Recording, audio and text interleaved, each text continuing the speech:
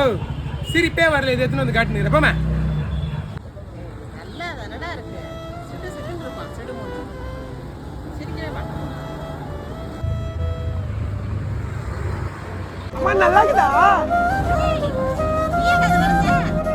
நான் தான் வந்தேன். சூப்பரா இருக்குடா. இப்படி எவ்வளவு அழகா வரைஞ்சிருக்கு. எவ்வளவு டேலண்ட் இருக்கு பிள்ளைக்கு. அப்பா அம்மாவா செம்மையா இருக்கு.